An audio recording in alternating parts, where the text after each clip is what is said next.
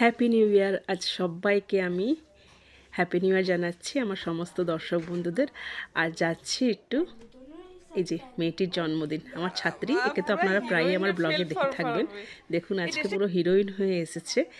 যাক, আমি আমার এই যে ছোট্ট স্টুডেন্টটাকে নিয়ে, আমি আমার সমস্ত স্টুডেন্টদের নিয়ে চলে গেলাম। এগুলো সবাই আমার স্টুডেন্ট, সবাইকে নিয়ে চলে গেলাম ওর জন্মদিন খেতে। 1 জানুয়ারিটা ওর জন্মদিন বলেই আমাদের এই দিনটা খুব ভালো করে কাটে। জানি না ও বিয়ে হয়ে গেলে আর এই দিনটা পাবো কি না।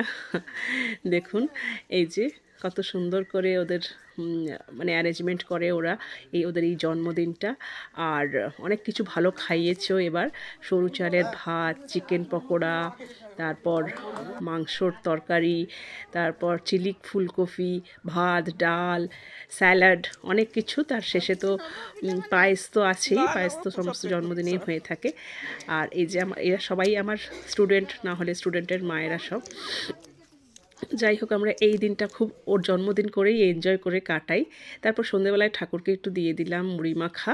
আজকে যেহেতু আমি বাইরে খেয়েছি, তাই ঠাকুর দুপুরবেলায় না খেয়েছিল, আর আমার আজকে বার্থডে।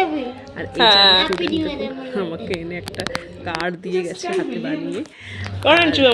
স্টুডেন্টও এসছে, সেও একটা কার্ড দিয়ে গেল। এরা হচ্ছে আমার বহুত সুন্দর হয়েছে কার্ডটা। Thank you. ওই কার্ডটা বহুত সুন্দর হয়েছে, খুব ভালো লাগে হাতে বানানো এই কার্ডগুলো। আমার কাছে কত হাতে বানানো কার্ড আছে, এদের স্মৃতিগুলো আমার কাছে অনেক দিন হলো রয়ে গেছে। ওয়াও,